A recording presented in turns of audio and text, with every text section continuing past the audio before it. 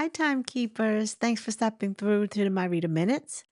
To all that are new here, welcome. To all that have joined me on my journey, thank you so much and welcome to the Timekeeper crew. Let's get into the review of the docuseries, The Reckoning, Sean Combs, the one that 50 Cent is executive producer and it is now showing on Netflix. I have watched all 4 episodes. And I have to say that it was very well put together. I like the way they did the timeline. They started when he was a little boy all the way up to now with some current footage that they had evidently obtained right before he was locked up last year, September sometime. They actually caught footage of him talking to his lawyers, going out greeting the people. It was like days before they decided to lock him up.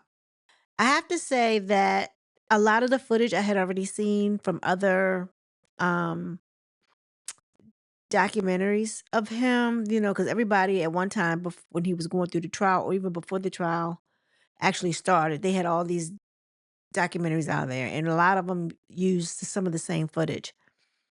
However, I like the way that this story was told. I mean, they actually went more into his relationship with the artist, with Biggie and with Tupac. They brought that aspect of his character into this docuseries. Before it was mainly about Cassie, even though she was brought up, but it was, a little bit because they did have a segment where he talked about the different women that he dated and how he felt like he had to have everybody's girl. I don't know. It sounds like I'm not going to recap the docuseries. I'm just gonna give you my opinion without giving it away because I want you all to go take a look at it and then we can come back and talk about stuff in the chat. So I'm not gonna go there. I might just say a couple of things that you might already know, but I'm not gonna go into this is what they started here. They talked about this. I want to give you my opinion. And even though I kind of like followed the trial, not as closely as some of the bloggers that actually were there day to day. Clearly, I didn't follow it like that. I did get a lot of the highlights from day to day, what was going on in the courtroom. And a lot of salacious things came out about Diddy and what he was into sexually and all that kind of stuff, right? Real gross stuff. This docuseries goes into pretty much his character and how he carried himself and what actually shaped him from a child on up. And how it seems like negativity has followed him throughout his whole mature life. Like, okay, even though they didn't touch base on this, they kind of missed this. When he went to Howard, they said he dropped out of Howard. I don't know why I thought he finished, but maybe they gave him an honorary degree. I don't know. But I remember them saying something about he had a girlfriend at Howard. They didn't touch on that. But supposedly he went to town on her too. So he's always been, I don't know, a humiliating type person. He gets off on that, I think. No matter who you are, his artists, his friends, his coworkers, his employees, he has a humiliation kink. And I think he even has one. That's why he likes some of the kinky stuff that he likes. He has a kink. I don't want to get into that, but they shaped his character to be like, okay, in the beginning, I don't think got to really know his father. He was like 3 years old when he passed away. He was out in the street. Supposedly he was some gangster, drug dealer, or something. I don't know, along those lines. And evidently his mom must have been in that life at one point. I mean, she held a job, but at the same time, she had a nightlife too. She even says it in some of the footage that they showed that, she was a barmaid. She poured drinks for people. That's what she said. That's how she said it. And she got good tips, right? So that's what it sounds like to me. She was a barmaid. And according to Kirk Burroughs, she might have been a little bit of something else because they were talking. He remembers times when they would be riding around in a car. She always drove a Cadillac. Okay, and she always made stops and stuff. So they didn't know what they were doing. They didn't really know what she was doing. They were kids, but she made stops, and then your grown mind puts things together. But as a kid, you're not thinking like, okay, mommy says she's stopping here, she's stopping here, she's stopping here. I don't know. She could have been dropping off. She could have been picking up. We don't know what she was doing, but the car kept running. Nobody ever stole the car, and that was, I guess she might have been doing drops and pickups. We don't know what she was doing, but that's what he described, right? So she was always in their life, and she kept Sean Combs, Diddy, whoever, whatever you want to call him, in the best schools. He was in a prep school. I think he went to a Catholic school, a private school. She wanted the best for him. Now, I was under the impression that he had a sister. So that would lead me to believe that his sister wasn't talked about at all. And whenever they talk about her, I think the only time they said mentioned something about her is when she came to court.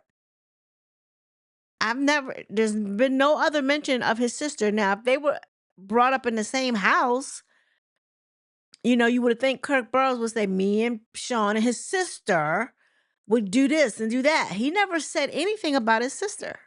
So maybe that was just his father's child. And I don't know who's oldest and who's youngest. For whatever reason, I thought she was younger, but I don't know. And I didn't look it up. So there's that.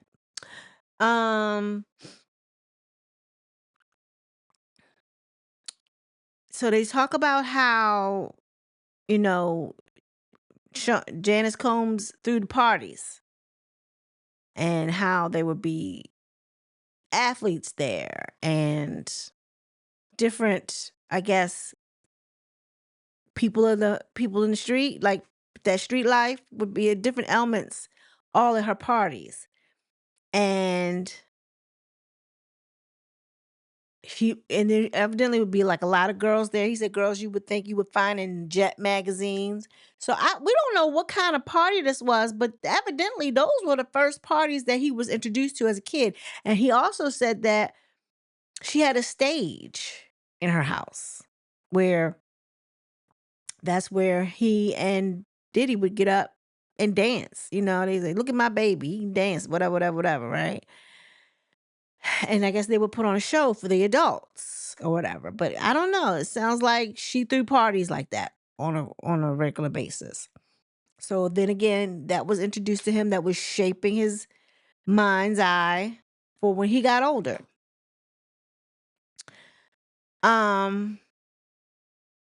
So I guess wherever they were from in New York, Mount Vernon, that's where Heavy D was from.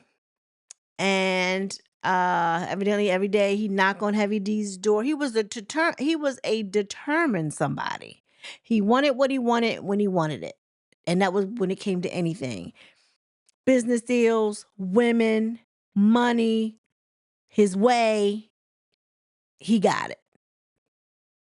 So that was the first thing. And he must have worried Heavy D to death until Heavy D introduced him to Howard, what's his name? Andre Harrell,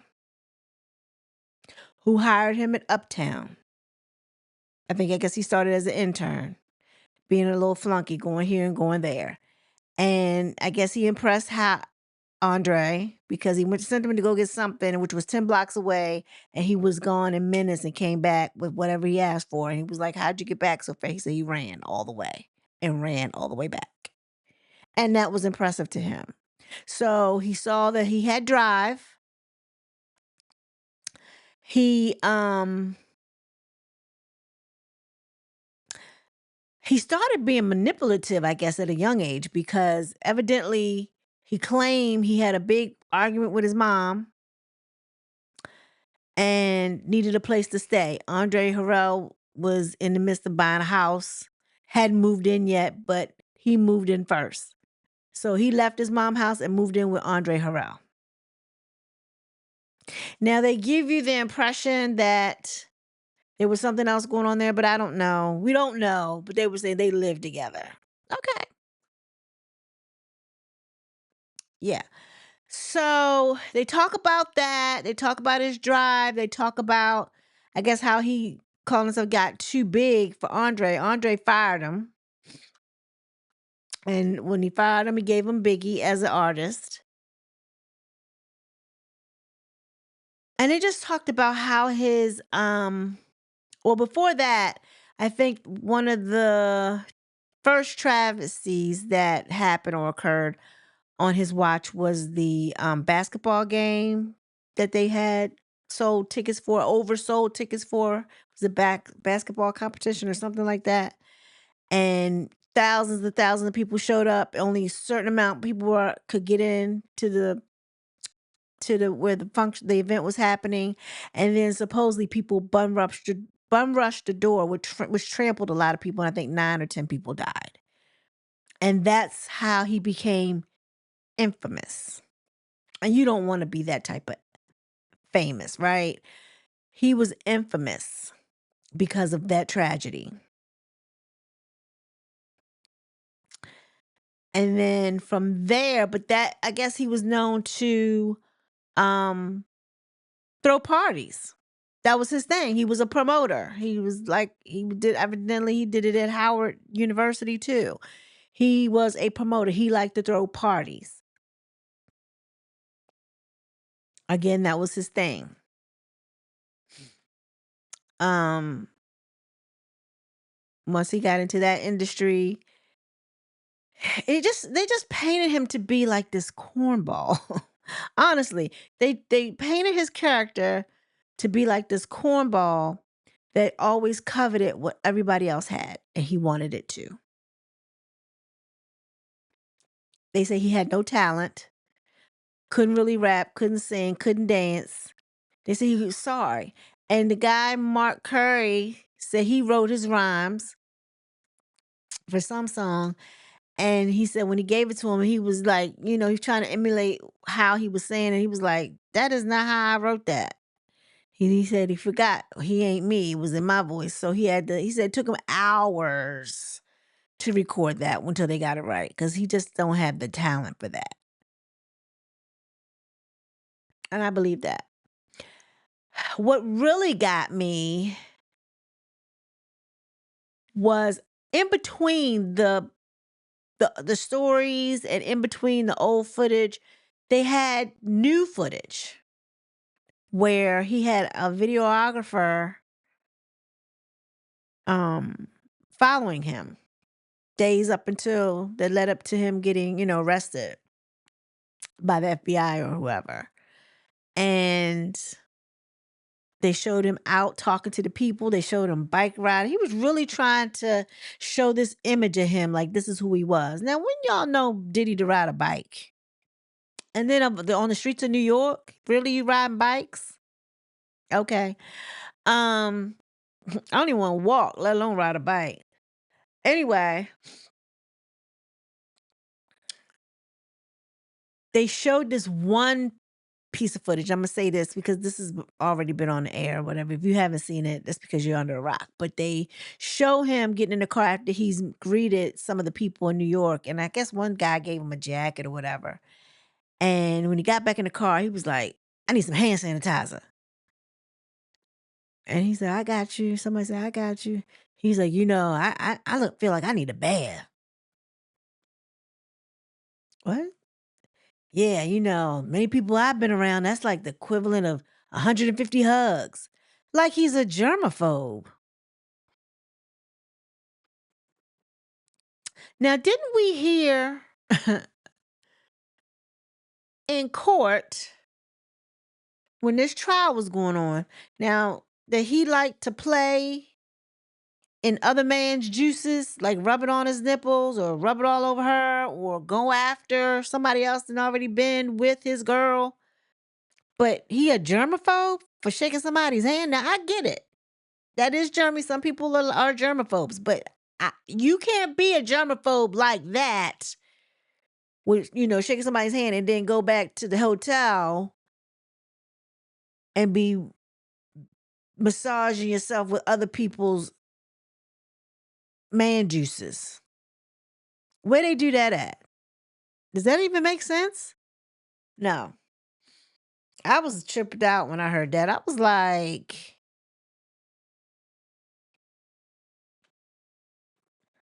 he ain't no germaphobe. So don't even try that. Don't even play that. Anyway, so I was a little concerned about that comment. Then, it was going back, like I said, it was going back and forth in between today, what was going on today versus what was going on in the background, because it told a story. And it was, oh my God, whoever put this together, I think her name was Stapleton. I think she put it together. She did an excellent job. What I was today years old when I found out that Biggie paid for his own funeral. That was heartbreaking. Like, really? He went all out, act like, he would miss Biggie and this and that. And then Kirk Burroughs, of course, that was the co-founder of Bad Boy at the time. He was the one that did the books and everything and handled the money. He said Diddy kept seeing the cost of what everything was going to cost. And he was like, no, Biggie going to pay for this. And they took that out of Biggie's estate.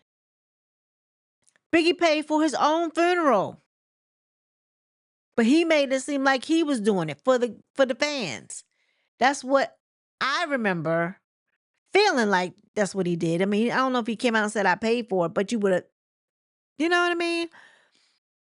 That blew me away.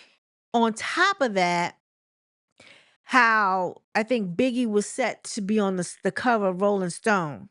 And he said, that needs to be me. I'm getting ready to put out an album. That needs to be me. Again, coveting what someone else has. He was jealous of his artists. He was jealous of his artists. If they had female friends, he wanted them. If he thought they would look like anything. And then he had babies by him. So Misa was Eric Sherman from EMPD. She dated him first, even though she's come out and said that some things aren't in the right sequence, but whatever. Eric Sermon, and I don't have him. I said Sherman. His name is Eric Sermon. So then I guess he dated her after Eric Sermon. Then you have Kim Porter, who was Albie Shore's wife. I think they were married. I think he said. I don't know. But anyway, he was with her first. And he had a baby by her. He had several babies by her. Then he had Sarah, who used to go with Tupac. Got a baby by her. Anywho, this documentary is good. Now, the whole thing that's going on in the YouTube streets now is how in the world did 50 Cent get the recent footage? This recent footage was right before they locked him up. I think it was like 6 days before they locked him up. And they show him on the phone talking to his lawyers, telling they need to come up with something, and he ain't doing it. God had told him don't do nothing. And then he's pressuring his son Justin to do something. And what do you think? He's looking at his phone trying to figure out what they can do and all this other kind of stuff. They're looking out the window of his hotel room. There's FBI across the way looking at him like, I didn't understand that. Like, were they there for them or were they staking out somebody else? That didn't make sense, right? Because they were like eye level with his room. That was so weird, right? I don't know what that was about. And then now I think his legal team is saying something about they're going to file or whatever because he obtained the footage illegally. Like he didn't sign off or anything. But come to find out, and he's famous for this, obviously he didn't pay the videographer that he had following him with this content. And he had all this footage, this raw footage, and he didn't pay for it. So I guess whoever didn't pay for it didn't have a contract. That's what the word is on the street allegedly. So whoever signed the contract, whoever paid for it, that's who it belongs to. So I don't know if it was Netflix. I don't know if it was 50 Cent, but it wasn't Diddy because he didn't pay for it. And by him not paying for it, that footage and that stuff belonged to the videographer, so he could sell it to whoever he wanted to sell it to. There was no contract, allegedly. I don't know one there. It's a mess. It's a mess. I found this on. It says, did he never pay the videographer? Not a dollar. And he had never signed a contract. They said, this is classic Diddy. Somebody said, I was around him back in the day and I was shocked at how sloppy he was when it came to paperwork. He always had photographers and video crews trailing him everywhere all the time. But because he was cheap, he refused to do the formal contracts. He just expected loyalty. He expected silence. And at the time, he was so powerful, no one dared release anything about without his approval. But here's the truth no one wants to say out loud. When you go to jail and suddenly someone is offering the cameraman money for footage, they said that's not portrayal. That is a business opportunity. It's absolutely his fault. He said now the Netflix documentary, The Reckoning, is out, produced by 50 Cent and all people, his nemesis, his arch nemesis. And Diddy's lawyers are calling it a shameful hit piece built on stolen footage. They're furious because the doc includes those explosive private recordings from just days before his arrest and even a phone call with his lawyers. But let's be real, Netflix is a multi-billion-dollar corporation. They don't air a single still photo without teams of lawyers clearing every frame and every copyright. The director insists they obtained it legally, and my industry sources back that up. So is it unfair? Maybe. Illegal? Doubtful. Surprising? Not at all. This is what happens when you run an empire without contracts, and then the empire collapses. Remember, if you're going to be naughty, you got to be nice. That's what's happened to him all along. He has not paid anybody. Had he paid Cassie for her manuscript of her book, we would have never known any of this, and she would have never took it to trial. She would have never had to file anything. She just wanted to be compensated for all the crap that he put her through. Had he had paid Little Rod, we would have never known anything about Little Rod and all his dealings with him. All he wanted was, I want to say he said $50,000 at first, but now I'm hearing $250,000 what he was promised. But then after that, he was promised $27,000 and he never got that either. So he still hasn't been paid for the Love album. Now we have this. 3 strikes, Diddy. You're out. You don't pay nobody. So with that being said, Diddy put himself in this predicament. Now it looks like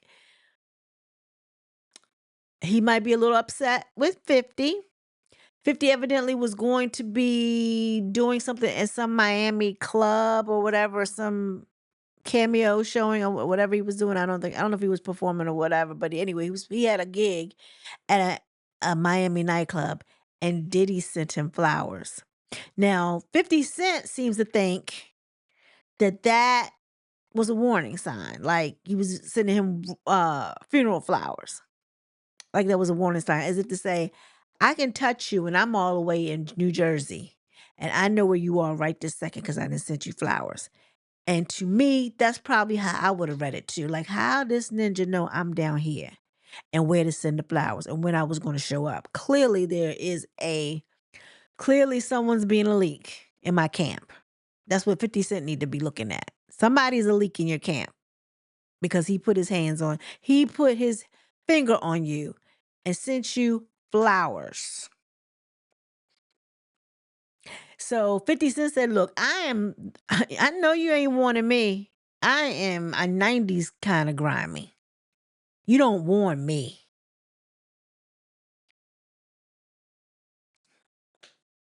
that's how 50 fired back. I don't know. Maybe did he think he got street cred now because he's in jail? I have no idea. But all in all, this was a very good documentary. I enjoyed it. It does leave you thinking like, wow, could he have? Yeah, he could have. Based on that, yeah. Based on that timeline, yeah, that was him. That was him. But then once they give you all the facts about the Tupac assassination, murder, and then the Biggie assassination, murder, it kind of fits. But I don't know, because two things can be right at the same time. I was watching something else with No Joke, No Choke, No Joke, Choke, something, I don't know. And he basically said there was already something brewing in those streets anyway with Tupac and whatever that crew was on the West Coast. He went into details about how Death Row was set up, how um Suge's ex-wife Sheree handled one part, but she was affiliated with the Crips, and then you had Suge on this side. He was affiliated with the Bloods, and it was one guy, somebody henchman, that was cool with them out there and cool with Diddy, and must have fell out. Somebody must have fell out with Tupac. I don't know who it was, but they wasn't feeling him. On top of that, Diddy didn't like him. So he made it seem like, well, we can dead this ninja and get paid in the process, because evidently that's when Diddy allegedly put a amount on his head. Well, put an amount on him and Suge's head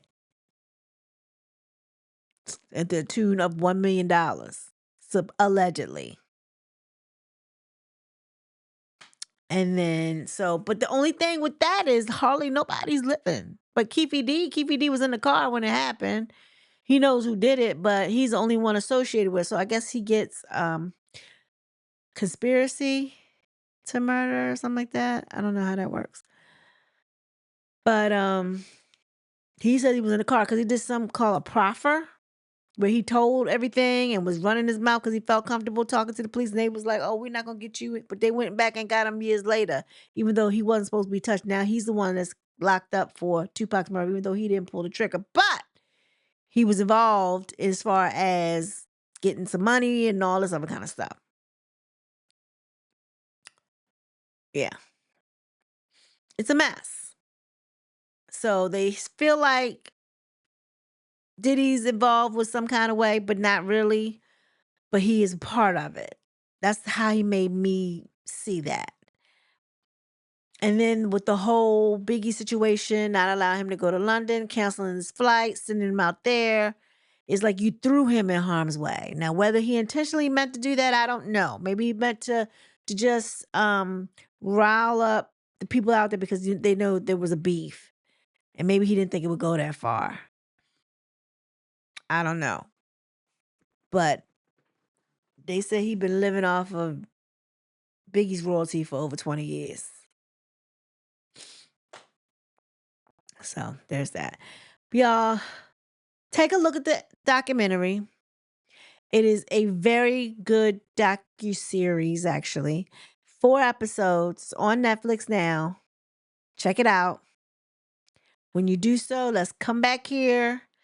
Tell me what you thought. I hope I didn't give too much away. I gave you enough of how I felt about it. I sum up in one sentence. Diddy is a cornball and wanted to be looked at as this tough guy that was a baller and a boss. Yeah, I don't want to give too much away. But when you watch it, let's talk about it. Please like, share, and subscribe if you haven't already done so. With that being said, everyone, be blessed. Peace.